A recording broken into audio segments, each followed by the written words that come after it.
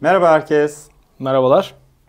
Evet, bugün yine Extreme Audio'dayız. Extreme Audio'nun birinci kattaki küçük dinleti odasındayız ve bugün size ilginç bir tanıtım gerçekleştireceğiz. Evet, bugün ne yapacağız Erim? Evet Serdar, bugün ne yapacağız? Şöyle bir şey düşündük. Bugün aslında 3. programımızı daha çekiyoruz. Çok yeni. Ama tabii şöyle bir şey var. Gelen yorumlardan bir de şu insanların söylediği şöyle bir yorum var. Diyorlar ki genel olarak yani çok işte ulaşılmaz sistemler, işte çok pahalı sistemler vesaire falan. Biz de bugün şöyle bir şey yapmak istedik. Tam tersi en giriş seviyesi yani Hi-Fi'ye nereden girebiliriz'in cevabını almak istedik. Burada da size yeni bir ürün tanıtacağız. Yeni dediğim yani belli bir zamandır aslında piyasada var ama tabii sizin için yeni olabilir. Bir de bu konuda bize talep de geldi. Bu ürün ne? İşte şurada gördüğünüz Vimamp'ı tanıtacağız bugün. Vimamp'la birlikte tabii buna pair ettiğimiz yani eşleştirdiğimiz Kabas'ın speakerlarını. 3 yollu bir bookshelf speaker'ını tanıtacağız. İstersen sen speaker'larla başla, sonra Vimamp'in ayrıntılarını ben tanıtacağım. O zaman tamam, ben şeyle başlayayım. Hoparlörle. Hoparlörle ilgili notlarımı da buradan alayım. Evet, bugünkü hoparlörümüzün modeli. Bu sefer dijital notlarımız var. Evet, neden? Çünkü print etmeyi unuttum. Evet, mecburen dijital kopyadan gidiyoruz. Şimdi bugünkü kabinimizin modeli Kabas Antigua MC170. Biraz söylemesi zor. MC170 3 yollu bir kabin. Önünde güzel metal şeyleri var. Izgaraları var. Koruyucu ızgaraları var. Onu alayım ben. Şöyle kenara koyayım.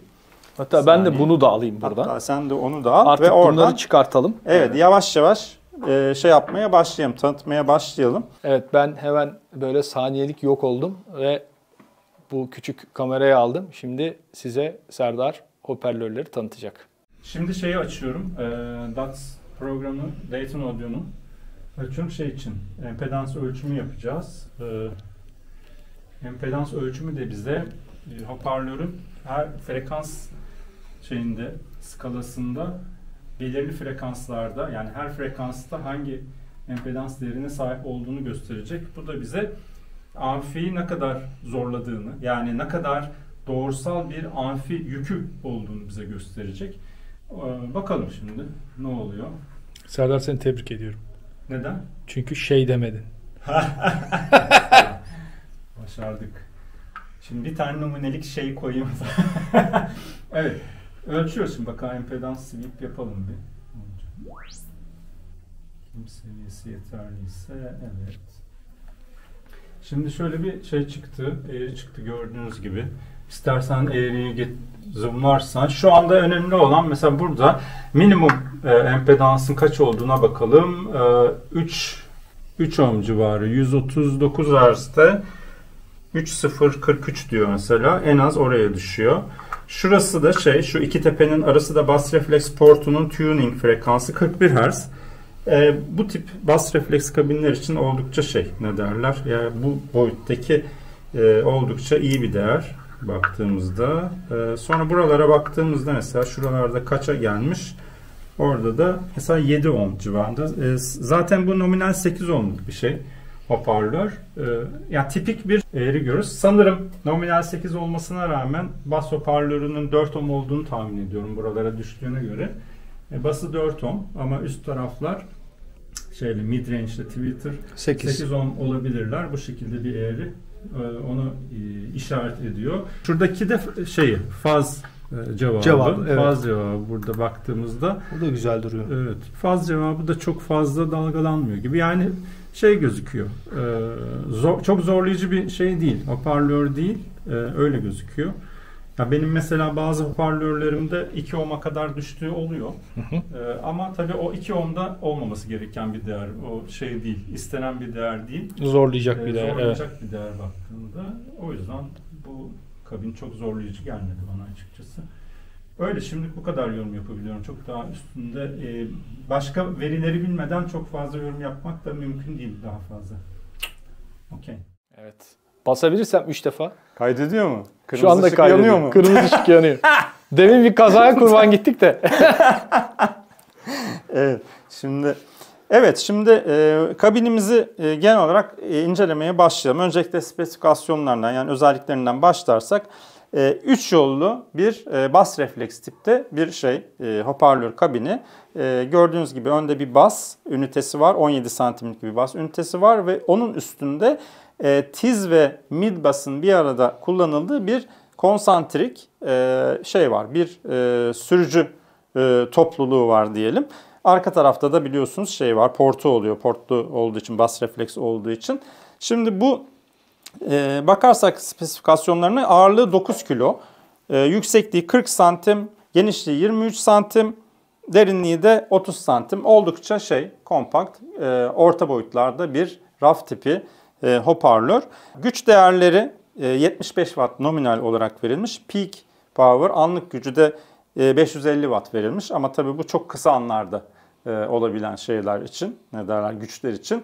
Biliyorsunuz geçmişte 90'lı yıllarda Sony'nin ve kompakt sistemlerin üstünde PMPO diye 3000 watt, 2000 watt diye yazardı. Bu da aslında öyle bir şey işte. Çünkü orada Peak Music Power Output denilen aslında bir vurma, yani belki milisaniyelerle olan bir güçtür yani baktığınızda. Zaten sürekli 550 watt'a tabi tutarsak o zaman zaten intihar bombacısı haline geliyor speaker. Evet. Tabii bakarsak crossover geçiş noktaları basla mid arası 700 Hz'de, mid ile tiz arası da 3600 Hz'de. Frekans cevabı 60 Hz, 20 kHz arası verilmiş. Hassasiyet 88 desibel bölü watt. Nominal empedansı 8 ohm. Minimum empedansı da 3.2 ohm olarak verilmiş ki biz de ölçtüğümüzde 3 küsür ohmlarda bulduk minimum empedansını. Evet, böyle 9 kilo demiş miydim bilmiyorum ama ağırlığı da 9 kilo. Şimdi burada tabii özellikle şeylerden bahsettikten sonra spesifikasyonlarından bu tip kabinler arasında, raf tipi kabinler arasında 3 yollu sistemlerin özel bir durumu olduğundan bahsetmek istiyorum. Çünkü genelde baktığımızda raf tipi kabinlerin çoğu 2 yollu sistemlerdir. Çünkü her şeyden önce fiziksel olarak bir zorluk oluyor. Yani 3 tane hoparlörü önüne, küçük bir kabinin önüne yerleştirmek zor. Onun dışında tabii crossover açısından falan zorluklar var ama onu aştığınızı düşünelim. Fiziksel olarak buraya sığdırmak zor oluyor yani 3 tane hoparlörü. Dolayısıyla çoğunlukla biz 2 yollu görürüz bu tipteki raf sistemlerini. Mesela baktığımızda 3 yollu raf tipi sistemlerin arasında Kef'in sistemleri sayılabilir. Veya var mesela Warfidale'in küçük Denton serisi, Super Denton serileri var. Onda mesela ayrı ayrı koymuş ama onda da mesela bir tanesini buraya koyuyor, Twitter'ı, midrange'i buraya, bası alta koyuyor. Böyle bir çapraz yerleşim uyguluyor. Gibi Kef ve Kabas'ın uyguladığı sistemse sürücülerden bir tanesini konsantrik olarak üretmek. Böylece ön tarafta yer tasarrufu sağlıyor. Ama bunun yanında tabii hoparlör mid bass'la tizi birlikte çalıştırdığı için onun sağladığı bir faz bütünlüğü, ses bütünlüğünü de sağlamış oluyor. Tek merkezden mid basslar ve tizler birlikte çıktığı için öyle bir avantaja sahip olmuş oluyor. Evet, sonuçta bu boyutlarda 3 yollu bir sisteme sahip olma avantajını sunması, üstelik de bunu çok uygun bir fiyata sunmasından dolayı bu nadide bir ürün olarak görüyorum ben bunları. Tabii bu arada 3 yollu sistemlerin sağladığı 2 yollu sistemlere göre bir güç avantajı da oluyor. Çünkü sonuçta 2 hoparlöre dağıttığınız gücü burada 3 hoparlöre dağıtıyorsunuz. Dolayısıyla daha az bozulmayla üretebilme şansına sahip oluyorsunuz. Fakat burada bir zorluk da oluyor. O da şu: 3 yollu sistemlerde 2 tane crossover geçiş frekansı oluyor. 2 yollu sistemlerde bir tane. Bunu yönetmek de önemli. Çünkü onun geçişini düzgün yapmak, 2 driver'ın birbiriyle ilişkisini düzgün sağlayabilmek de ayrı bir mühendislik problemi. Ama iyi yapılırsa da sonuçta kulağa daha hoş gelen bir ses elde edilebiliyor. Bu sefer avantaj haline geliyor tabii. İyi yapılan, düzgün mühendislikle yapılan bir tasarım. Tabii sonuçta büyük şirketler de bunu şansa bırakmıyorlar. Baktığında sonuçta ellerinin altındaki ekiplerle bunu düzgün yapabiliyorlar. Böyle, kabinimiz böyle. Başka ne diyebiliriz? Ses notlarını daha sonra bahsederiz diye düşünüyorum. Yani dinleme notlarımızı daha sonra bahsederiz diye düşünüyorum. Genel olarak böyle yapabiliriz, bahsedebiliriz. Ben biraz şöyle yakından bir çekim almak istiyorum.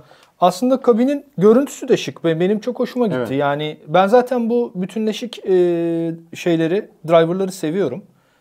Hoş Evet. duruyorlar. Burada bir Bu da şey var. güzel. Evet, ne derler? Kumaş bir Twitter. Altında bu kağıt.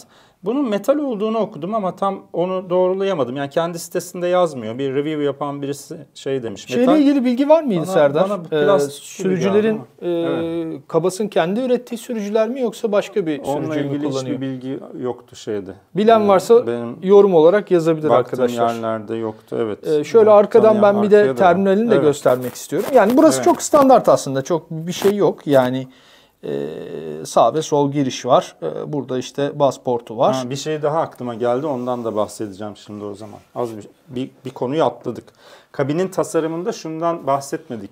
Kabinin şeklinden bahsetmedik. Aslında bu kabin şekil olarak da normal dışı bir şekle sahip. Çünkü genelde kabinler kare, dikdörtgen, prizma şeklinde olur ya. Burada eğimli bir yapı var. Kullanmayı tercih etmiş Kabas. Tabii bu çok avantajlı oluyor. Çünkü genelde düz yüzeylerdense işte daralarak arkaya doğru giden ve kendi yüzeyi de eğimli olan bir kabin yapısı bize kabin içindeki duran dalgaların yönetimi açısından avantaj sağlıyor. Aynı zamanda da buradaki rezonansların, kabin panellerinden kaynaklanan rezonansların da daha iyi yönetilmesini sağladığı için bu bir avantaj. Hani böyle bir küçük kabinde, uygun fiyatlı kabinde bunu yapması bence çok güzel olmuş yani Kabas'ın. Zaten evet. Ya ben açıkçası buraya gidip gelmeye başlamadan evvel hani Kabas'la ilgili çok fazla bir şey bilmiyordum. Yani gördüğüm tabii oldu ama ne ürünlerini genel olarak dinlemişliğim var. Ama buraya geldikten sonra adamların tasarım noktasında da çok ileride olduğunu aslında anlamış oldum. Evet. Yani burada da bu fiyat segmentinden çok güzel bir tasarım yapmış. Arkadaşlar şunu söyleyeyim, tabii ayaklar bu tasarıma, yani bu kabine dahil değil. Evet. Biz burada bir ayağın üzerine koyarak bunu çekimini yapıyoruz. Yani bu hoparlörü almak isterseniz ona uygun bir ayakta artık alacaksınız koyacağınız yere bağlı olarak. Evet. Bu arada şeyden de bahsedelim. Buradaki konsantrik yapı genelde Kabas'ın birçok şeyinde kullandığı, yani hoparlörlerin hemen hemen hepsinde mi diyeyim? Yani hemen hemen hepsinde biz bu yapıyı görüyoruz.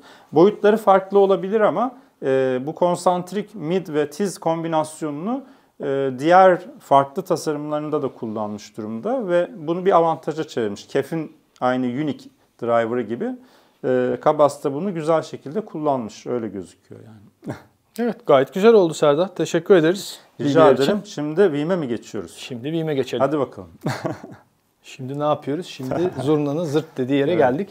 Arkadaşlar bugün size Veeam Amp'i tanıtacağım. Veeam ailesinin aslında 2024'te'nin başında sanıyorum çıkardığı. Eğer yanılmıyorsam daha evvel de olabilir. Ondan tam emin değilim ama Veeam Amp'in fazlaca nasıl diyeyim fanının olduğunu biliyorum. Yani çok fazla rağbet gören bir ürün oldu. Çünkü bunun en büyük nedeni de aslında fiyat etiketi. Fiyat etiketi derken bu ürün yurt dışında, yani Amerika'da 299 dolara satılıyor. Avrupa'da ise 365 euro gibi bir satış fiyatı var. Daha sonra bunun ultrasını da çıkardılar. Ondan da size bahsedeceğim ama önce isterseniz bu Veeam Amp'in standart versiyonuna şöyle bir göz atalım. Şimdi ben şöyle elime alarak, aslında size kutusunu falan da gösterecektik. Hatta böyle ilk defa bir kutu açılışı falan yapacaktık. Ama Yağız bize kazık attı. Adamın işi çıktı, gitmek zorunda kaldı. Abi kutu şurada dedi. Açtım, 150.000 tane kutu var. Korktum, geri kapattım. Bulamadım kutuyu yani. O yüzden size şimdi böyle göstereceğim. Gördüğünüz gibi arkadaşlar aslında tasarım anlayışı olarak bana böyle çok Mac mini'leri hatırlattı. İlk başta baktığınız zaman. Zaten yukarısı olduğu gibi, yani bütün kasa alüminyum. Alt taraf hariç. Alt taraf gördüğünüz gibi plastik. Ama bütün üst ve yan her şey alüminyum burada. Bir de çok kaliteli, çok kaliteli. Çok güzel, evet. Yani şık duruyor. Metal çok kaliteli hissediyor. Bunun bir de uzay grisi var. O da çok güzel. Evet. İsterseniz bu renkte geliyor. İsterseniz uzay grisi var. Orada alabiliyorsunuz. Ve ağır. Epeyce ağırlığı da var. Evet. Fena değil. Yani ağır değil. sayılır. Çünkü içerisinde bir sürü şey var. Yani bu bütünleşik bir amfi arkadaşlar. Bunun ne olduğunu birazdan daha da açıklayacağım. Önce şöyle bir hafiften bir tasarımına bakalım. Aslında çok minimal. Şurada bir ışık var. Açtığınız zaman bu ışık yanıyor. Ondan sonra ve buradan sadece bu volume knob ve aynı zamanda basarak belli özelliklerine giriş yapabiliyorsunuz. Ama asıl zaten bu amp'i kullanmanız için bu Veeam'in kendi uygulaması var arkadaşlar. Onu indiriyorsunuz. Son derecede güzel bir uygulama. Ben bayıldım uygulamaya. Biraz sonra onu da şey yapacağız. Evet, biraz sonra onu da göreceğiz. Hatta şu anda da 35.000 tane uygulamayla burada haşır neşir olduğum için uygulamanın adını unuttum. Sen hatırlıyor musun? Veeam Life mıydı? Veeam World mu? Öyle bir şeydi. Yok ama. Öyle bir şey değil. Bir dakika şurada hemen söyleyeceğim size. Veeam Home. Veeam Home. Veeam Home. Tamam, evet. Oldu. Şurada Extreme Tools diye bir şey kendime oluşturdum. İçerisine her cihazın uygulamasını atıyorum. Bir sürü cihaz uygulaması oldu. Dolayısıyla şey yaptım. İsterseniz şöyle bir arkasına bakalım. Evet, bağlantı. Evet, benim için en önemlisi burası. Ben genelde ışık yansıyor. Şöyle yapalım. Burada gördüğünüz gibi güç girişi var. Burada HDMI ARC var. HDMI ARC dediğimiz şey nedir? Yani TV'nizi direkt olarak bu cihaza bağlayabiliyorsunuz. Bu güzel bir özellik. ARC demek zaten TV ile direkt şey yapıyor. Birlikte çalışmaya başlıyor ve TV direkt buna sesi yolluyor. Burada LAN girişi var. Aynı zamanda Wi-Fi de var. Bu modelinde Wi-Fi 5 var. Pro modelinde ise Wi-Fi 6 var. Bu farklarından bir tanesi. Burada USB var. Bu USB hem yani hard disk veya USB stick bağlayarak kendi arşivinize ulaşmak için kullanıyorsunuz. Hem de isterseniz PC vesaire farklı bir şeye, adı nedir? PC diyorum, çok özür dilerim. Harici bir DAC'a çıkış yapabiliyorsunuz. Yani USB audio out olarak kullanabiliyorsunuz. Burada bir tane analog girişi var. Yani bu analog girişi herhangi istediğiniz bir analog kaynağa bağlayabilirsiniz. Burada sub out'u var. Sub out zaten son derece standart. Sub out'u herhangi bir sub'u buraya bağlayabiliyorsunuz. Ama tabii bu cihaz gerçekten çok kabiliyetli bir cihaz. Bir sürü şey var bunun içerisinde. Sub out var. Hani çok basit derken bunun içerisinde bir DSP var. O sub'ı istediğiniz gibi işte hangi frekansla cut off etmeniz gerektiğini vesaire ayarlayabiliyorsunuz. Birazdan bu özelliklere zaten geleceğiz, o zaman daha da görmüş olacağız. Burada da speaker out'ları var. Yani hoparlör out'lar burada zaten işte sağ ve sol birer tane şeye giriyorsunuz. Optik girişi. Bir tane de optik optik giriş var. Evet. İsterseniz yani dijital giriş. Evet, yani dijital bir kaynaktan mesela ne olabilir bu? Diyelim ki CD arşiviniz var. Elinizde de bir CD player'ınız var. Onun da bir optik out'u var. Oradan girebilirsiniz. Veya herhangi bir optik çıkışı olan dijital kaynaktan buraya giriş yapabiliyorsunuz. Yani iki tane dijital giriş var. Bir USB, bir optik giriş.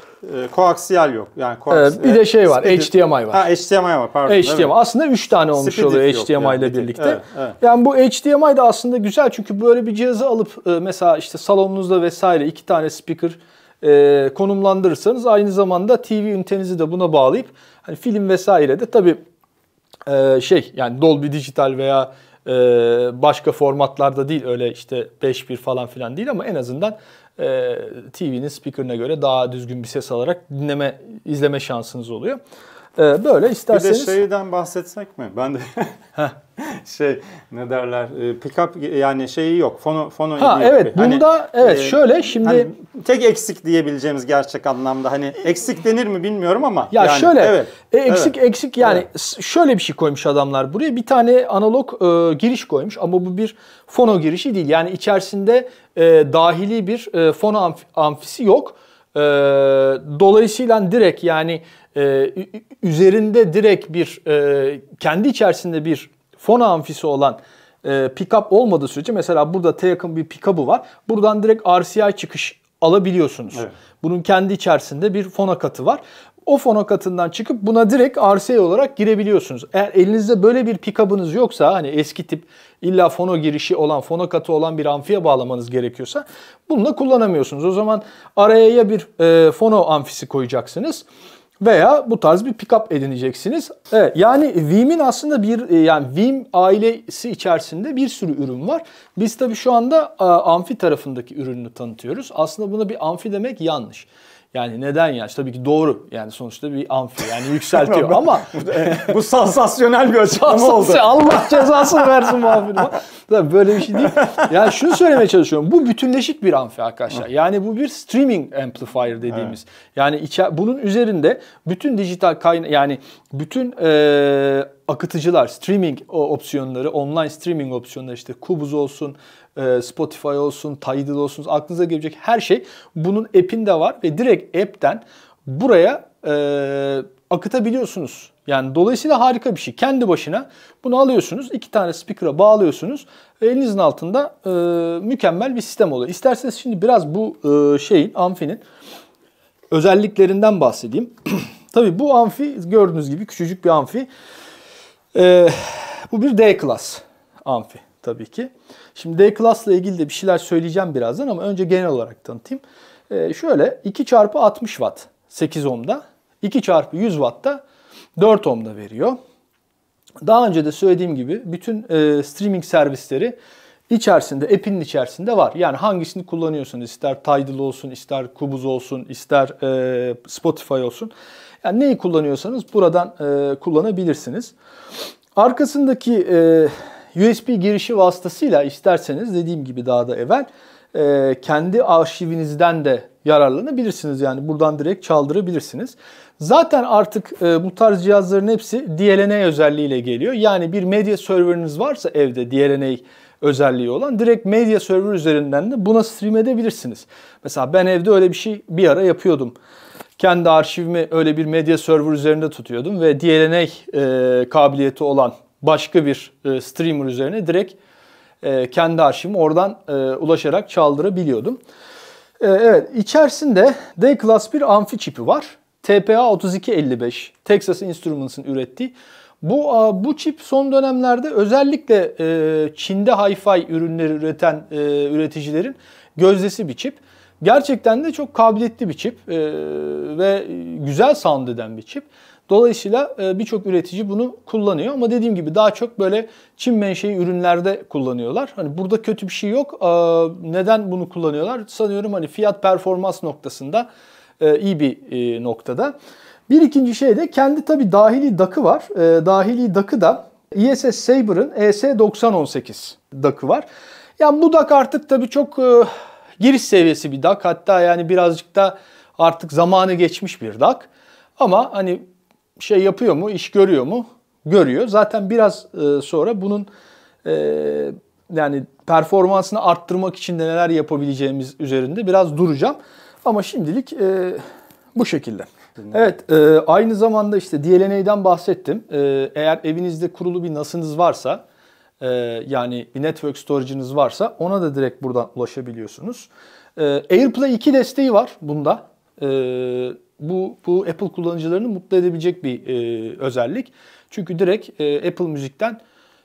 Apple Müzik üzerinden bu cihaza bağlanarak veri gönderebiliyorsunuz. Enteresan, niye olduğunu bilmiyorum fakat bunun bir üst versiyonunda, yani Pro versiyonunda AirPlay 2 yok. AirPlay 2'yi kaldırmışlar adamlar orada. Yani AirPlay 2 sizin için olmazsa olmazınız ise sizin, o zaman bunu kullanmak durumundasınız. AirPlay de mi yok yani onda? Yok. AirPlay geçmiyor orada. Şeydendir belki. Yani herhalde lisanslamayla vesaire. DAC çipi değil de muhtemelen lisanslama vesaire öyle bir şey oldu. Artık onun tabii şeyini bilmiyorum, ne derler, ayrıntısını bilmiyorum, tamam. Niye olmadığını bilmiyorum. Evet. Ama bunda yok. Bilen varsa yoruma yazabilir. Evet, aşağıya yazsın. Evet. Bluetooth zaten var, artık onu söylemiyorum. Bluetooth koymayanı dövüyorlar. Dolayısıyla Bluetooth da var. Üstelik de yani bidirectional bir Bluetooth var. Aynı zamanda Chromecast da var üzerinde. Built-in Chromecast var. Google Chromecast. Ya bu da çok iyi bir özellik. Çünkü yani herhangi bir şekilde Chromecast'ten yayın yapan bir streamer'ınız veya bir kaynağınız varsa direkt Chromecast üzerinden de buradan buraya 2492 kHz'ye kadar destekli veri akıtımı yapabiliyorsunuz. Bunun bir güzelliği de arkadaşlar şu alet, şu minicik aletin içerisinde yani uygulamasında app'i üzerinde çok kabiliyetli bir equalizer'ı var. Hem isterseniz parametrik equalizer'la kendi istediğiniz tanımları yapabiliyorsunuz içerisine. Hem de isterseniz preset yani daha evvel tanımlanmış olarak gelen equalizer ayarlarını seçebiliyorsunuz. Yani isterseniz işte pop'a göre, rock'a göre, işte dinlediğiniz müzik türüne göre bir equalizer ayarlama şansınız var. Veya equalizer'ı tamamen kapatabiliyorsunuz. Bir de işin çok güzel bir özelliği daha var. Uygulama yani telefonunuzdaki mikrofonu kullanarak isterseniz oda düzeltme yapıyor size. Yani odanızı dinliyor ve hatta orada işte şeyi de seçebiliyorsunuz. Yani işte hangi curve üzerinden ya Harman curve mi olsun vesaire. İnanılmaz bir özellik. Curve'ünüzü seçiyorsunuz. Alet odayı dinliyor size. Sizin için bütün frekansları çıkartıyor ve çalarken frekans cevabını sizin odanıza göre veriyor. Bu mükemmel bir özellik. Yani bu fiyata alabileceğiniz bir şey değil aslına bakarsanız ama adamlar bunu bile buraya koymuşlar. Ben biraz araştırma yaptım. Yani telefonunuzdaki mikrofonu kullanıyor. Daha da sağlıklı bir sonuç almak istiyorsanız telefonunuza göre mesela işte genelde artık bütün akıllı telefonlar USB-C kullanıyor. USB-C girişli bir mikrofon kullanırsanız harici bir mikrofon bununla da bu dinlemeyi yaptırtıp oda düzeltmeyi yapma şansınızı elde ediyorsunuz. Bence mükemmel bir özellik.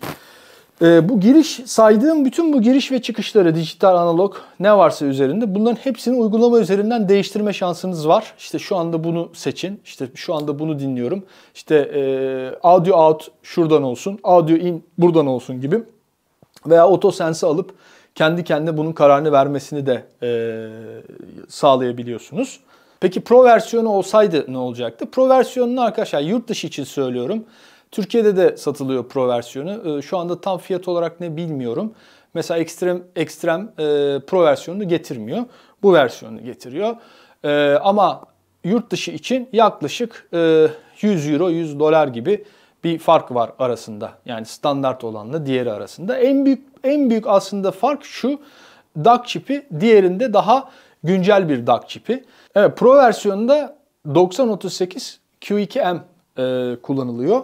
Yani daha iyi, daha güncel bir DAC çip.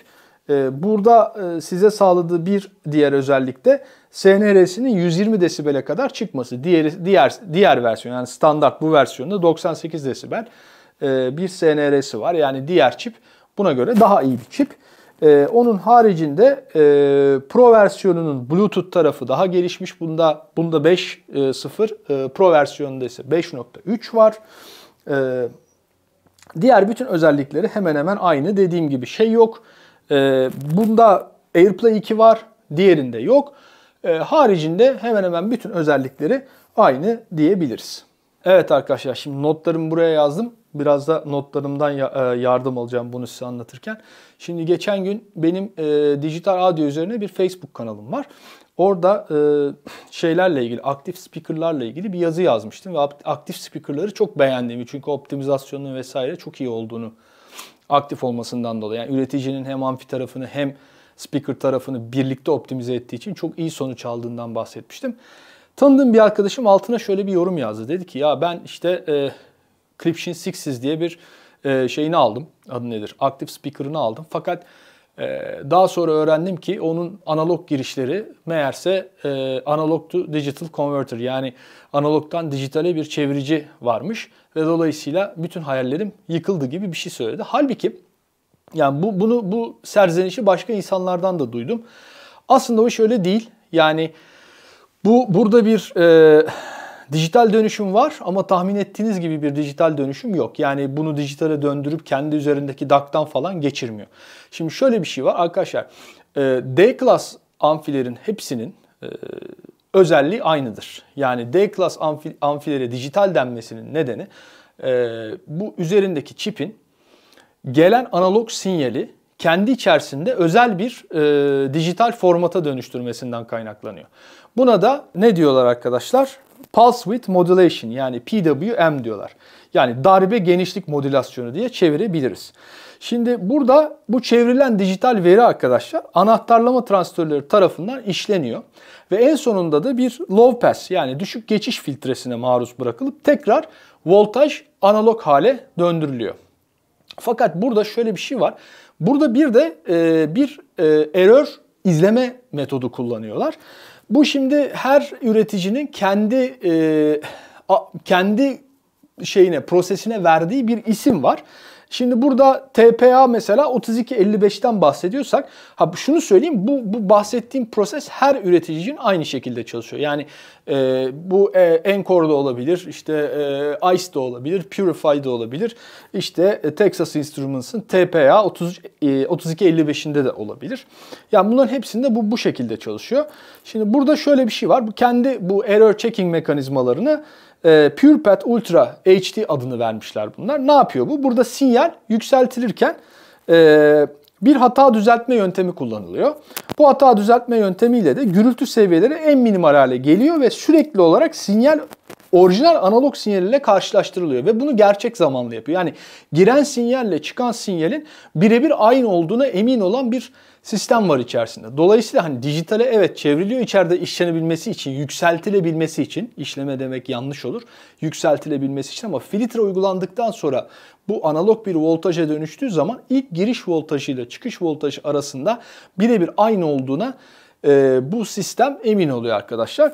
Bu her şeyde böyle çalışıyor. Yani D-Class bir amplifikatörün dijital denmesinin nedeni işte aslında bu. Yani buradaki dijital dönüşümden kaynaklanıyor. Ama girişteki her şey analog olarak giriyor. Çıkış da analog. Sadece işlemde kendine has bir dijital modülasyon kullanıyor. Durum bundan ibaret. Bunu da özellikle belirtmek istedim. O zaman amfimizi bağlayalım. Tamam. Zaten gayet basit. Şimdi dur bakalım şunları neymiş. Evet. Önce speakerlarımızı bağlayalım arkadaşlar. Şöyle yapalım. Şuradan bakalım. Şu artıya geliyor. Bu eksiye geliyor. Şimdi şu arkadaşlar bunu kendi yani Fil Audio'nun DAC'ına bağladık. Başka bir streamer'la. Acaba ne kadar fark var diye. Ondan da birazdan bahsedeceğim. Şu da zaten elektrik kablosu.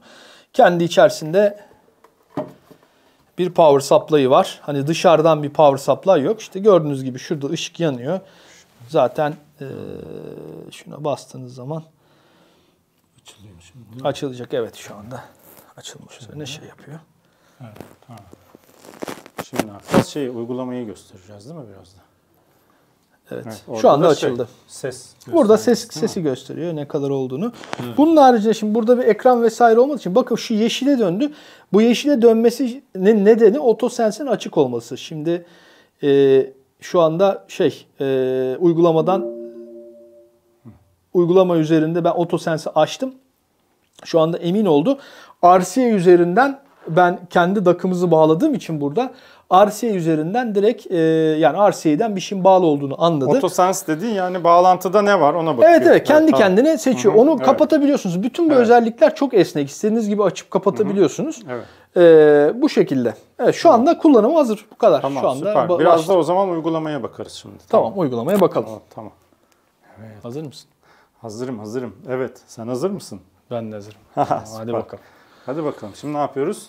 Uygulama. Şimdi uygulamayı göstereceğim. Bakın şurada vMom uygulaması var. Şuradan. Şu vMom uygulamasına basıyoruz. Burada ağınız üzerindeki bütün şeyleri görebiliyorsunuz. Kaydediyor mu şimdi ekranı? Ediyor şu anda kaydediyor. Tamam. Evet. Bakın şimdi şuradan ne yaptık? Vmamp'e geldik. Bunu isterseniz ismini falan değiştirebiliyorsunuz. Şu diğerleri de bu bina içerisindeki diğer Vim cihazları. Mesela yukarıda işte Pro Plus var. Artık yukarıda mı aşağıda mı onu da bilmiyorum. Biraz tabii de. yürü gidelim. Yapıyorum. Tamam. Şimdi daha sonra buradan tekrar göstereyim. Şöyle bastığımız zaman. Evet, oraya bastığımız zaman bakın burada kullanabileceğiniz her şey geliyor. Yani bunlar ne demek? İşte rename dediğiniz cihazın istediği ismi verebiliyorsunuz. cihazın nerede olduğuyla burada size öneriler veriyor. İşte cihazın neredeyse mesela bedroom vesaire, işte library, işte hani evinizde kütüphane falan varsa oralara koyarsanız falan buradan seçebiliyorsunuz veya kendi istediğiniz adı verebiliyorsunuz. Türk evinde vardır bence. Her Türk evinde vardır tabii ki. Bu arada kutuda bir uzaktan kumanda çıkıyor. O kumandanın özelliklerini de buradan ayarlayabiliyorsunuz. Bakın şurada equalizer tarafı var. Bu çok güzel. Burada equalizer tarafını isterseniz Bluetooth için, isterseniz TV tarafı içerse, isterseniz line'in tarafı için veya optical in için seçebiliyorsunuz. Yani dolayısıyla bu equalizer presetleriniz seçtiğiniz giriş için aktif oluyor burada. Burada equalizer'ı yanlışlıkla böyle şey yaptım, açtım. Burada açıp kapatabiliyorsunuz. Açtıktan sonra isterseniz işte flat, akustik, işte classical, dance, deep, electronic neyse yani dinlediğiniz müziğe göre bunları seçebilirsiniz. İsterseniz resetleyip kendiniz custom bir şeyler de yapabilirsiniz ama burada oldukça fazla özellik var. Şimdi bir ikinci şey de şurada room correction var arkadaşlar. Bu mükemmel. Bakın burada ne diyor? Diyor ki oturduğunuz yere yani listening spot'ınıza oturun, dinleme noktanıza. Sweet spot diye geçer, tatlı nokta. O tatlı noktanıza oturun ve burada next next diyerek başlıyorsunuz. Ben size şöyle bir göstereyim ne yaptığını. Artık diyor susun. Kesin sesinizi diyor. Gidin diyor şeyinize oturun. Dinleyeceğiniz yere. Bakın burada gösteriyor. Şimdi audio settings'e şöyle bakayım. Bakın burada güzel bir şey var. Volume'u limitleyebiliyorsunuz. Audio channel'ları ayarlayabiliyorsunuz. Stereo mu olsun, mono mu olsun, left mi olsun, right mi olsun. Hani sadece left'ten dinlemenin ne manası var bilmiyorum ama adamlar bunu koymuş. Şeyi de koymuş. Volume balansını da koymuş. Ondan sonra. Daha sonra şurada audio input. Şimdi audio input'a geldiğiniz zaman bakın burada Wi-Fi seçili. Yani Wi-Fi şu anda biz Wi-Fi'de bağladık cihazı. Yani Wi-Fi üzerinden input alıyor. Yani bu ne demek? Kendi cihaz üzerinde internet streaming servislerini kullanıyoruz. Onun üzerinden akışı sağlıyor. Bluetooth seçerseniz Bluetooth devreye giriyor. Telefonunuzu Bluetooth'a alırsanız o şekilde. İşte TV ARC, HDMI ARC kullanırsanız TV tarafını aktive edebiliyorsunuz. Line-in ve optical in de dediğim gibi burada oturduğunuz yerde hiç cihazın yanına gelmeden bütün bunları kontrol edebiliyorsunuz. Grup audio delay'ler var burada. İşte birden fazla bu cihazı birden fazla cihazla eşleştirip kullanabiliyorsunuz. Yani evinize birden fazla bu cihazdan koyabiliyorsunuz. Yani multiple room için diyelim. Orada işte hangisi master olsun, hangisi slave olsun falan onları seçebiliyorsunuz. Bu onunla ilgili bir şey. Pre-gain diyor. Burada isterseniz bazı şeylere line yani girişlerin gainlerini arttırabiliyorsunuz. Dengelemek için belki biraz da. Evet yani mesela streamer'ınız veya CD player'ınız biraz daha az yani gain'in şeye göre düşükse mesela Wi-Fi'ye göre buradan gelip onun gain'ini eşitleyebilirsiniz. Daha sonra şurada audio output var. Audio output'ta şu anda speaker'da isterseniz Bluetooth out seçebiliyorsunuz. Mesela bunu sadece akıtıcı yani streamer olarak, digital bir streamer olarak kullanacaksanız elinizde başka bir DAC var mesela ve o DAC da bir amfiye bağlı diyelim. Bunu sadece streamer olarak da kullanabilirsiniz. O zaman USB'sini mesela kullanmak istiyorsunuz. Burada USB out da var. Aktive olduğu zaman USB'ye bir şey girdiği zaman USB out'u da görüyorsunuz. Yani USB'yi bir DAC'a bağladığınız zaman burada o DAC'ın çıkışını ya da daha doğrusu girişini görebiliyorsunuz. Bu çıkış girişleri her zaman karıştırıyorum ben. Evet. Şurada gördüğünüz gibi subwoofer var. Subwoofer şu anda takılı olmadığı için göremeyeceksiniz. Ama bunu açtığımız zaman subwoofer takılı olsa işte level'ını, crossover frequency'nin nerede kesilmesi gerektiği falan bütün buradan ayarlamaları yapabiliyorsunuz. Bakın phase vesaire. Ya bu inanılmaz bir özellik. Bir de bunu yani bu oda dengelemeyi de bununla birlikte yapabiliyor. O da nefis. Evet evet. Şey. Yani isterseniz tabii oda düzeltmeyi bir de sub bağlıyken yapıyor. Yani millet biliyorsunuz sub crawling diye bir olay vardır. Yani sub'ı alıp böyle odanın çeşitli yerlerine götürüp ölçüm alıp götürüp ölçüm alırsınız. Bu herif bunu kendisi otomatik olarak yapıyor. İnanılmaz bir şey. Şunu kapatalım. Çünkü ondan eğer açık bırakırsak muhtemelen belli bir frekansın altına otomatik olarak sub çıkışına yönlendirecek ama sub bağlı olmadığı için bir şey değişmeyecek. QMB'den bir şey geldi. Evet, Amazon Alexa settings diyor. Evet, Amazon Alexa kullanabiliyorsunuz. Chromecast Audio işte onun özelliklerini yapabiliyorsunuz. Buradan Chromecast ile ilgili özellikleri yapabiliyorsunuz. Squeeze Edit var arkadaşlar. Mükemmel. O da çok iyi yani evet. Niye var onu bilmeyen? LMS yani LMS popüler yani bu şeyde adı nedir? Yani açık kaynak audio yazılımlarında LMS çok yaygın bir şey. Logitech Media Logitech şimdi Lyrian oldu. Ama hala herkes LMS diye biliyor. Yani evinizde bir LMS varsa ya da PC'nizin vesairenin üzerine bir LMS server kurduysanız direkt LMS server'dan buna İşte çok akış sağlayabiliyorsunuz. Evet. Veya o eskiden onun cihazları da varmış. Squeeze Lite'ın. Evet. Logitech'in. Onlardan varsa onları da bağlayabiliyorsunuz. Onlardan varsa onları da bağlayabiliyorsunuz. Şimdi buradan cihazı tekrar reboot yapabiliyorsunuz. Yani yeniden başlatabiliyorsunuz. Şimdi ben bir de şurada şunu göstermek istiyorum. Bakın burada müzik servisleri var. Tabii bu müzik servislerinin hepsine girip üye olmanız gerekiyor. İşte ama yani Deezer'ı yani ne varsa var. Evet, hani baktınız hatta Plex bile var. Mesela benim kullandığım Media Player Plex evde onu kullanabiliyorsunuz. Bakın Kubuz var. Roon Ready cihaz. Onu söylemeyi unuttum. Roon Ready. O da güzel. Spotify var. Tidal var. Yani yok ne istiyorsanız var burada. Yani bu anlamda mükemmel. Burada da direkt source input'u gösteriyor. Hani ayarlara girip de şey yapmayın diye. Ama şöyle bir kısaca göstereceksem mesela Kubuz'a girdiniz. Şimdi Kubuz'un burada işte sizin kendi new release'ler, Kubuz playlistleri. İsterseniz burada kendi playlistlerinize falan da ulaşabiliyorsunuz. Artık bundan sonra ne yapacaksınız? Yani bu 3 aşağı 5 yukarı diğer şeyler içinde, servisler içerisinde aynı çalışıyor yani. Dolayısıyla evet burada şeyler var, favorite'lar var. İsterseniz favorite'lara da bir şeyler atıp direkt ulaşabiliyorsunuz. Çalma listesi anlamında mı? Ya evet. Yani mesela diyelim ki farklı kaynaklar kullanıyorsunuz işte Spotify'da kullanıyorsunuz, Kubuz'da kullanıyorsunuz. Onlardan favorite'e ekledikçe buradan direkt o favorite'larınıza ulaşabiliyorsunuz yani. Hepsi birlikte oluyor. Evet o çok güzel bir şey. Bu browse tarafı dediğim gibi müzik servislerini kullanmak için. My Library, My Music buralara da girdiğiniz zaman İşte favorite'larınız şu anda empty diyor. Bu diyor. ilginç bir şey bak. Çok güzel yani hepsini bu. Hepsini birleştirmiş oluyorsunuz. Evet. Yani evet. her şey ve işin güzel tarafı şu. Yani bunu tablette veya telefonla kullanabiliyorsunuz ve bütün bu özelliklerin hepsini oturduğunuz yerden yapıyorsunuz. Kalkmanıza bile gerek yok. Yani speaker'ı konumlandırdınız. Bu cihazı buraya koydunuz. Winamp'i buraya koydunuz. Ondan sonra oturuyorsunuz. Oturduğunuz yerden oda düzeltmeyi yapıyorsunuz. İsterseniz keyfinize göre equalizer settingslerini yapabiliyorsunuz ya da kullanabiliyorsunuz presetleri aktive ederek. Yani ne istiyorsanız o şekilde cihazı kullanabiliyorsunuz. Ve bu cihazın Türkiye fiyatı da yaklaşık 21 bin lira ile 24 bin lira arasında değişiyor. Yani 21 bin ile 24 bin lira arasında bir fiyata bütün bu özellikleri bir cihazda toplanmış şekilde alıyorsunuz. Evet, süper. Durum bu. Teşekkürler. Rica ederim.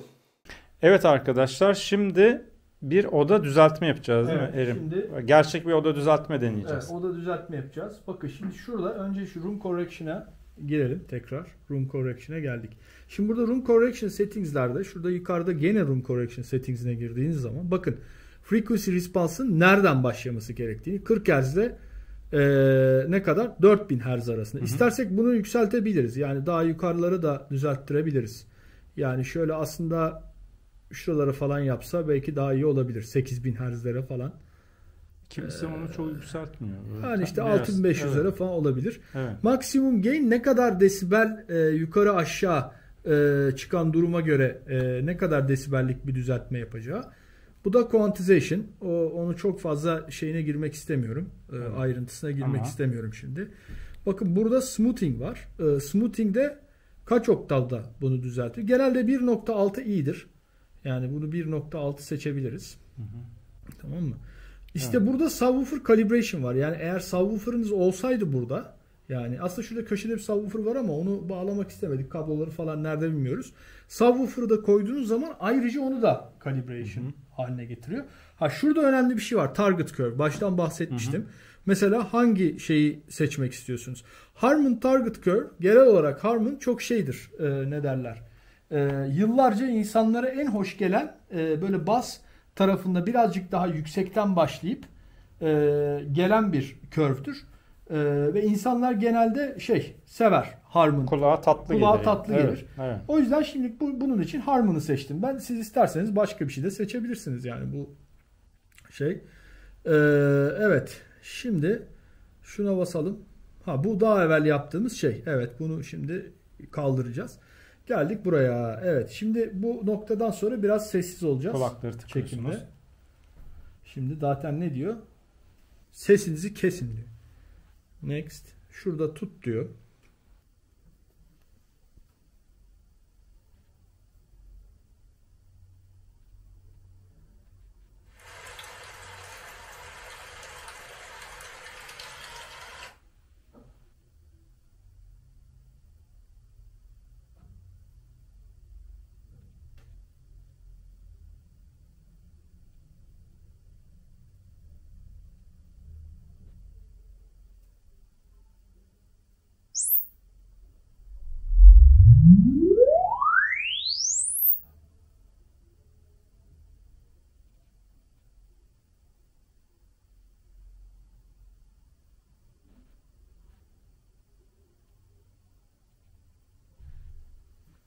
Çalışıyor değil mi?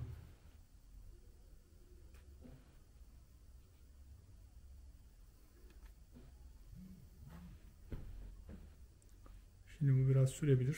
Evet. Şimdi aslında. Evet. İşte burada frekans şeyini gördü. Analizini yapıyor. Analizini yaptı. Evet. Şu bizim frekans eğrisi. Bakın. Target dediği şurada görüyorsunuz Harman'ın kendi şeyi var. Harman şöyle eğrisi. gösterebilirim. Evet. Oluyor mu bilmiyorum ama dönmüyor sanıyorum. Filter detail. Bu kendi çıkarttığı filtre, yani otomatik olarak hangi frekansları nasıl equalizer ettiği. Şu sarı gördüğünüz şey yukarıda bizim kendi eğrimiz. Bakın şu pembe olan da nasıl bir düzeltme yapmış. Şu beyaz olan bizim measure'ladığımız, yani ölçtüğümüz. Bu ölçüm sonucunda da şu predicted dediği de ölçüm sonucunda equalizer'ı uyguladıktan sonra çıkan tahmini değil mi? Tahmini, evet. Gördüğünüz gibi evet. Şöyle geliyor. Şimdi bunu tekrar next diyeceğiz. Gene bir start evaluation yapacağım. Son. Susuyoruz.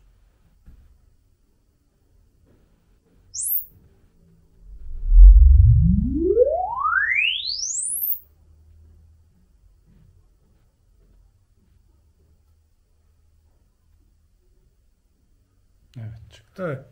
Çok iyi. Sounds great diyor. Bakın şöyle target'ımız şurada. Bakın bas bölgeleri düzeltti. Şurada bir çukur var ama onu düzeltmedi. Aslında onları da düzeltilebilir. Yani uğraşılsa. Evet.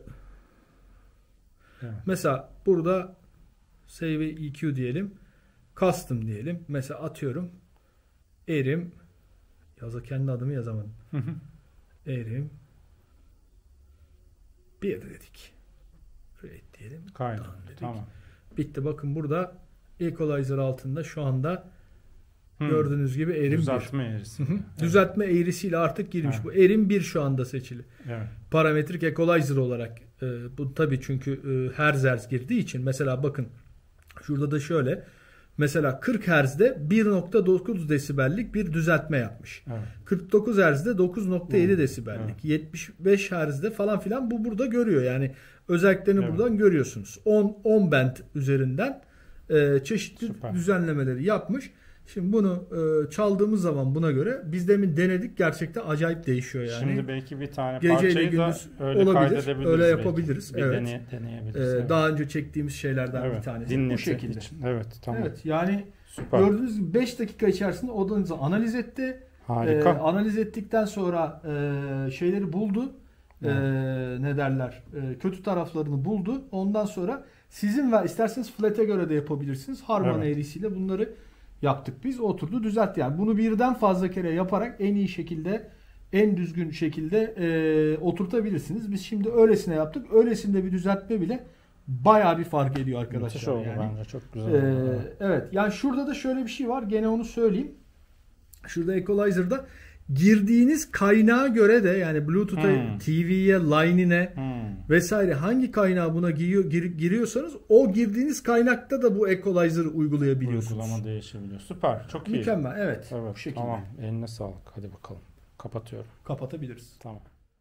Evet, bitirdik Erim. Bitirdik vallahi. Nasıl geçti sence? Bence çok iyi geçti çünkü benim de çok merak ettiğim bir ürün Veeam ürünleri. Evet. Aslında Ultra'yı da çok merak ediyorum.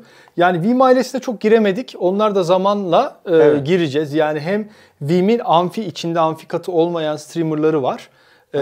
Onlara da ilerleyen dönemde mutlaka gireriz. Hatta yakında Veeam Ultra'da Extreme Audio'ya geliyor. Ona da bakacağız. Onlar streamer, bunlar amfi. Tabii bugün ne yapmaya çalıştık? Bugün şunu yapmaya çalıştık. Yani görece olarak uygun bir bütçeyle, sonuçta yeni sıfır cihazlar alıyoruz. Görece olarak uygun bir bütçeyle Hi-Fi'ye giriş için ne harcamamız gerektiğini bir bakalım istedik. Nasıl bir sistem kurabiliriz bakmak istedik. Bu konuda istersen Serdar ben hemen bir fiyatları vereyim. Evet. Bu fiyatlar Extreme Audio'nun web sitesinde olan fiyatlar. Siz de check edebilirsiniz. Belki ilerleyen dönemde kampanya vesaire de olabilir, tabii. değişebilir Evet, ama evet. Şimdiden söyleyeyim. Evet, Veeamp 650 dolar arkadaşlar Türkiye satış fiyatı. Kabas'ın bu speakerları da Antiqua'ydı değil mi? Antigua Antigua. MC170. Evet, Antigua'larda 674 euro. Yani ortalama her ikisi 1200 euro gibi bir bütçeyle alacağınız şey içerisinde bütünleşik olarak 60 watt bir D-Class amfi üzerinde hem streamer bütün içerisinde aklınıza gelebilecek her türlü streaming servisini barındıran bir streamer ki app üzerinden işte oda düzeltme olsun, çeşitli equalizer kolaylıkları olsun, girişlerin çıkışların ayarlanması olsun, üzerinde HDMI ARC olsun, birçok özelliği barındıran tek bir kutuda böyle alacağınız minimalist bir yere koyup bunların hepsini bir anda alabileceğiniz bir amfi ve güzel yani fiyatına göre de oldukça iyi bir speaker. Ha şu da olabilir evinizde zaten bir speaker vardır. Hani çok böyle güç isteyen vesaire bir speaker'ınız yoksa eğer yani bir bookshelf speaker'ınız vesaire 60 wattla sürebileceğiniz bir speaker varsa o zaman sadece bunu alarak Hi-Fi tarafını bir girişte yapabilirsiniz. Evet, çok güzel. Yani böyle. Bence de yani ben de şöyle bir yorum yapmak istiyorum. Sonuçta toplamda 1250 avro gibi bir şey. O civarda bir şey.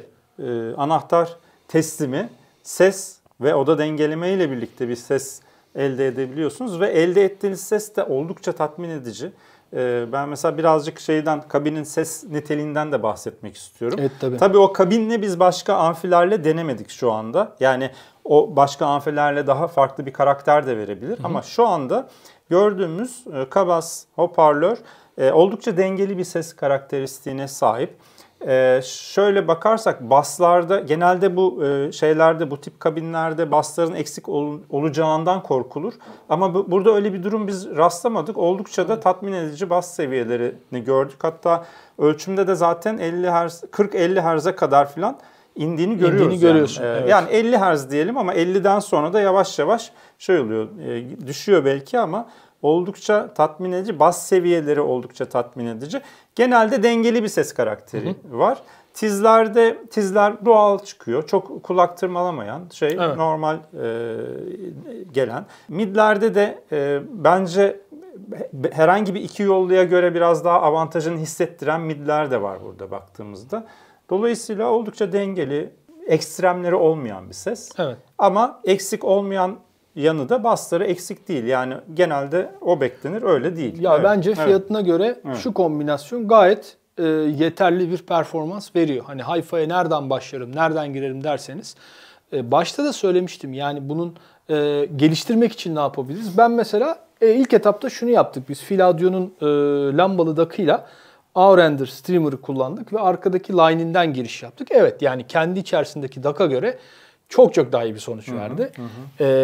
Bu bir kesin. Yani dinlerken hatta böyle bir şaşırdık yani nasıl. Ama yani şunu her zaman söylerim. Bu bütünleşik sistemlerde yani her şey optimumdur. Yani size belli bir performansı verir ama asla sizi böyle çok mutlu edecek. Çünkü öyle olsa zaten kimse gidip de farklı sistemlere yatırım yapmaz. Herkes gider bir tane sistem alır. işi bitirir. Çok üst sınıflardan bahsetmiyorum. Üst sınıflarda tabii optimizasyonlar farklı oluyor ama bunda bahsettiğim gibi yani Wmamp'in bu modelinde zaten giriş seviyesi sayılabilecek. Yani yurt dışı için işte 340 euroluk bir ürün bu. Yani son derece uygun fiyatlı bir ürün. Burada şöyle bir durum var yalnız. Yani giriş seviyesinde kulağa sahip bir insanı çok mutlu edecek bir sistem. Kesinlikle. Yani o anlamda üstüne basmak lazım bence. Şimdi bir high-end bir ses bekleyen için evet tamam filan diyebilir belki ama bu oldukça çok doğru. Giriş seviyesinde bir kulağı olan insan için. Yani bu bir ayrıştırma gibi geliyor belki ama aslında öyle değil. Çünkü bu insan hep bir beklentisi gittikçe artıyor ya, onu söylemeye çalışıyorum. Ya zaten aslında biz bunu belki de tam söyleyemedik. Ben de tam ifade edemedim. Yani biz bunu şunun için çekmek istedik bugünkü videoyu. Yani Hi-Fi'ye nereden başlayabilirim? Evet. Yani en uygun fiyatla nereden başlayabilirim? Yani şimdi evde zaten işte atıyorum yani hepsi birbirinden farklı işte amfiniz vesaire, yani çok pahalı bir sisteminiz varsa bunu karşılaştırmamanız lazım zaten. Evet. Yani bu onunla karşılaştırmak için olan bir ürün değil. Yani ben Hi-Fi'ye nereden başlayabilirim? Yani hangi bütçeyle nasıl Hi-Fi işine girebilirim? Karşılığını vermek istedik aslında bugün. Yani ve o noktada onun yanında oldukça da iyi bir sesi nasıl elde edebilirim? Evet, yani o noktada çok optimum. Ama yani bunda da şunun için söyledim ben, yani yanlış anlamayın. Hani Fil Audio'nun DAC'ı çok iyi çalıyor vesaire değil. Yani burada söylemek istediğim şey Fil Audio DAC olmaz, başka bir DAC. Yani ilerleyen aşamada biraz yani şeyde adı nedir? Yatayda büyümenize de izin veriyor bir yere kadar. Yani daha iyi bir kaynak, daha iyi bir DAC. Kendi DAC'ını bypass ederek analog girişinden girdiğiniz zaman gerçekten çok iyi bir performans alıyorsunuz. Bir diğer noktada gerçekten oda düzeltme yapıldıktan sonra ve yapılmadan önce inanılmaz fark var. Evet kesinlikle şimdi, çok fark ediyor. Oda düzeltmeyi yaptık. Biz bugün biraz ters işlem yaptık. Girdik ilk bu videoları çekmeden evvel dinleti videolarını çektik.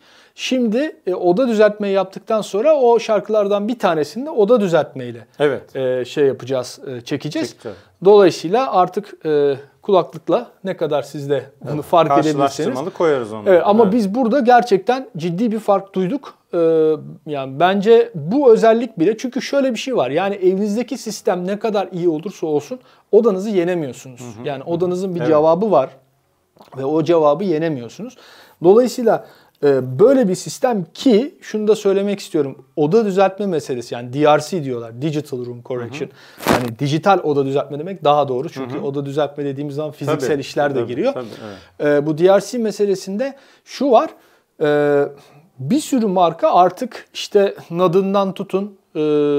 Hatta işte belki Blue Sound'un yeni ürünleri öyle olacak. Zaten NAD Blue Sound aynı ama başka ürünler de kendi sistemlerine, bütünleşik sistemlerine vesaire artık bu oda düzeltme işini koyuyorlar. Mesela yine Veeam ailesinin Ultra'sında işte ekranlı streamer'ı, onda amfi katıyor. Kendi mevcut amfiniz varsa orada kullanabiliyorsunuz. Orada da mesela oda düzeltme yapmış. Yani stream tarafında oda düzeltmeyi yapıp eğer kendi DAC'ını ve şeyini kullanacaksanız, streamer'ını yani Ultra'nı o şekilde oda işini ortadan kaldırıyorsunuz. En azından belli bir yere kadar.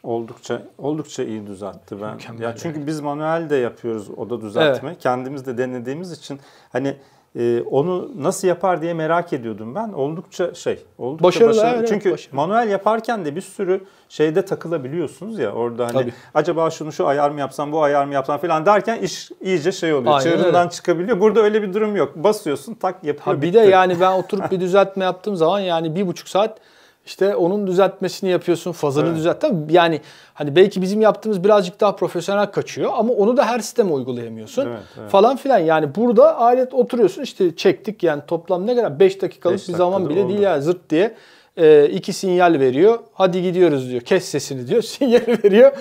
Otur aşağı dinle diyor. Yani bu kadar basit. Ve tekrar söylüyorum, benim en çok hoşuma giden tarafı cihazın ses karakteri ve vesaire bağımsız. Bu çünkü herkese farklı hitap eden bir şey. Bence ses kalitesi de oldukça yeterli. Yani bu segment için son derece yeterli. Yani ben eğer Hi-Fi'ye sıfırdan başlıyorsam kesinlikle bu şekilde giderim yani. Yani bence bunun daha çok şeyini daha da iyi fikir edinebilmesi için kesinlikle canlı dinlemesi lazım Evet, tabii insanların. Bizim yaptığımız kayıtlardan da biraz fikir alacaklardır muhtemelen. Tabii. O yüzden hani ben sözle çok anlatamıyorum açıkçası oradaki ses şeyini. Yani sözlü anlatmak biraz zor çünkü sözlü Evet. anlattığınız bile sizin kendinize göre olan şeyi Evet, anlatıyorsunuz. evet. Mesela ben çok heyecanlandım bu ürünle ilgili. O yüzden biraz heyecanlı anlatıyorum bugün. İşte ben kesinlikle alırdım falan filan. Ama hakikaten şimdi düşünüyorum. Yani mevcut tecrübemde bile yani bir yerden başlayacak olsam bu hobiye böyle bir şeyden başlamayı tercih edebilirim. Kısıtlı bir bütçem varsa. Yani evet. hani bütçeniz çok yüksektir o zaman evet yani çok fazla alternatifiniz var, değerlendirebilirsiniz. Böyle. Evet, tamam. Epeyce toparladık gibi. Şimdi ne yapacağız? Bundan sonra biz şeyleri ne derler? Bir tane daha kayıt yapacağız dediğin gibi. Evet. O da düzeltmeli bir kayıt yapacağız. Ve o kayıtları da ayrı bir video olarak sizlerle paylaşacağız. Doğru. Bir de ondan bahsedeyim çok kısa. Neden biz bu kayıtları ayrı koyuyoruz? Ondan da biraz bahsedelim. Çünkü arkadaşlar biz birçok kanal YouTube'da birçok müzik hak sahipleri tarafından engellenmiş durumda. Yani ya hiç kullanamıyorsunuz, kullanabildiklerinizi de kullandığınız zaman reklam gelirinden fedakarlık ediyorsunuz. Yani işte diyelim ki Dave Brubeck'in Take 5'ını kullandığımız zaman, onu rastladığı zaman YouTube kontrolde o videodan hiç reklam geliri elde etmenize imkan sağlamıyor. O yüzden bizim şimdi kanalımız çok fazla bir reklam geliri olmamasına rağmen belki ileride hani reklam gelirlerimiz olursa diye şeyi ayırıyoruz. Ne derler? Dinletilerle inceleme tarafını ayırıyoruz ki birçok kanal o dinletilerde bile jenerik müzikler koyuyor. Biz orada o fedakarlığı yapıp yani sizin kulağınıza aşina olduğunuz müzikleri dinletmek istediğimiz için hak sahiplerinin üzerinde hak talep ettikleri müzikleri de koyarak size dinletiyoruz. Evet. Böyle bir fedakarlık da yapıyoruz yani açıkçası ama mühim olan orada fikir vermek. Bence o yüzden de bu doğrusu olan budur yani. O şekilde yapmak bana daha doğru geliyor. Son olarak bir de şunu eklemek istiyorum. Tekrar mekan ve cihaz sponsorumuz Ekstrem Audio'ya da teşekkürlerimizi sunuyoruz. Evet, teşekkür ediyoruz kendilerine böyle bir imkan sağladıkları için. O zaman dinletilerde, dinleti videolarında görüşmek üzere. Evet. Kısa bir süre sonra dinleti videomuzda yayına koyacağız. Görüşmek üzere. Görüşmek üzere. Şu ayaklarımı çok açmıyor. Otomatik savunmaya geçiyorum sanki böyle birisi vuracakmış gibi. Böyle hafif şeyler. Evet. Bu sansasyonel bir açıklama oldu.